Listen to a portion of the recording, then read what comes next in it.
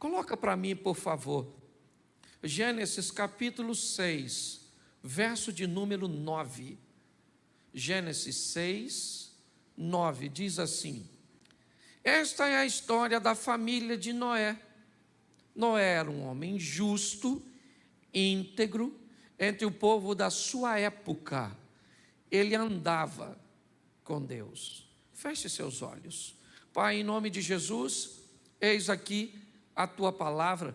Continua falando conosco, usa-me como um canal de bênção nesta hora, pelo poder do nome de Jesus.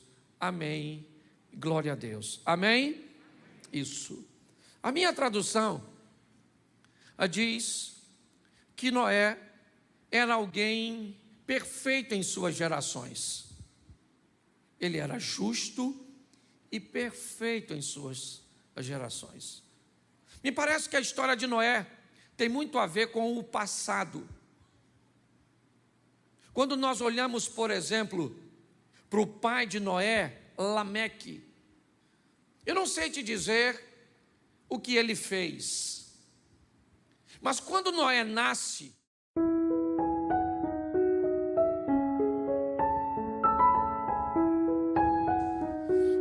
ele lança uma palavra profética para seu filho de forma extraordinária, dizendo que aquele menino iria fazer diferença na geração, e fez.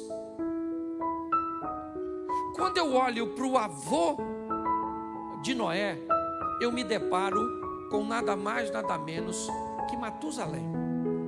Pastor, o que Matusalém fez? Eu não sei, mas a Bíblia diz que esse cara viveu 969 anos. Nem sei se isso é possível, se a contagem é como a nossa. Eu só sei que se eu olhar para um dos mandamentos, eu vou entender que o camarada que tem longevidade de vida é o que honra pai e mãe. Então eu poderia até dizer, mesmo num contexto meio movediço, que Matusalém era alguém de honrar a família. Mas o bisavô de Noé era nada mais, nada menos que Enoque, um homem que andou com Deus e foi levado em glória. Pastor, o que você está querendo dizer? Que Deus está dando o perfil desse cara. E diga-se de passagem, não chega nem perto do nosso. Porque se a gente for depender de um pai, muitas vezes, para ser bem sucedido, se nós formos necessitarmos de um avô ou de um bisavô para sermos bem sucedidos, nós estamos lascados. Então, quando nós olhamos para o exemplo desse cara, é fácil. É fácil olhar para ele e ver que seu histórico, seu pedigree, seu sucesso em ser colocado no rol dos heróis da fé dos hebreus. Olhar um homem que fez a diferença, que construiu a primeira grande obra realizada por um homem, e não foi algo pequeno. Nós olhamos e dizemos, esse cara fez porque tinha um contexto familiar que lhe dava a base para isso. Tá bom, mas eu não tive. Você não teve. Você teve um pai cachaceiro, negligente, certo? Você teve alguém que, muito pelo contrário, você deve evitar copiar. Então, como é que eu vou olhar para a minha vida e vou pegar esse texto bíblico e vou dizer que eu tenho condições de fazer a diferença, que eu vou viver o que ninguém na minha família viveu, que eu vou andar com Deus se minha mãe não andou, se meu pai não andou, ou se anda de qualquer maneira, ou se alguém dos meus foi pastor, mas foi um pastor de qualquer jeito,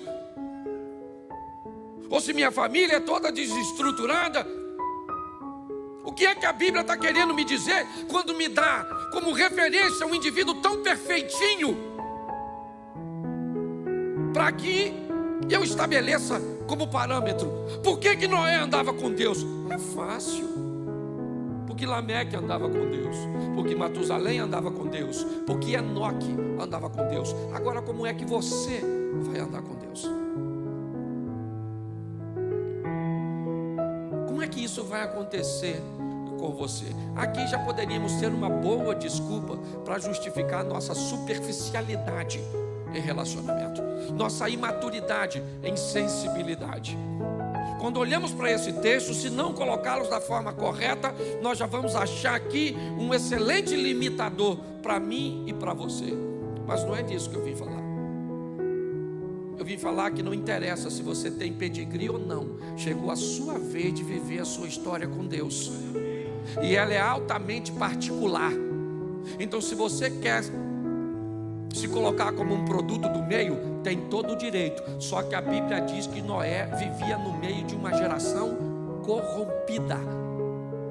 Mas ele resolveu se manter. Ah, pastor, mas o senhor mesmo já disse que ele resolveu se manter. Por quê? Porque todo mundo na igreja do Noé era crente pra caramba. Porque os vizinhos do Noé eram crente pra caramba. Porque o Noé estudou no colégio ali, que todo mundo era crente. E eu não. Beleza, e daí?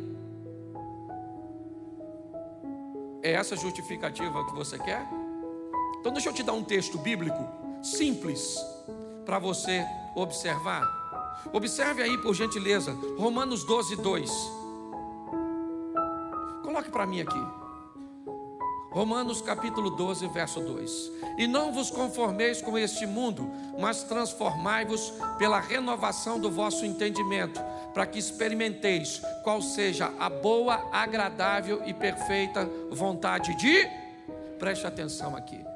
Você não teve pedigree, mas você tem a palavra de Deus. Você pode até não ter uma família estruturada, mas você tem uma Bíblia que te inspira a viver de uma forma diferenciada. Então pare de criar desculpas de que o seu sucesso tem a ver com coisas que te deixaram de herança, porque uma herança só é sua se você tomar posse.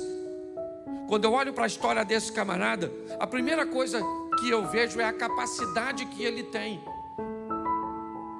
de lidar com um ambiente hostil, tóxico, difícil, e ele está em todo lugar, irmão. Hoje nós chegamos na igreja onde deveríamos encontrar só gente crente, cheia de Deus, coração solícito, não é? Gente piedosa.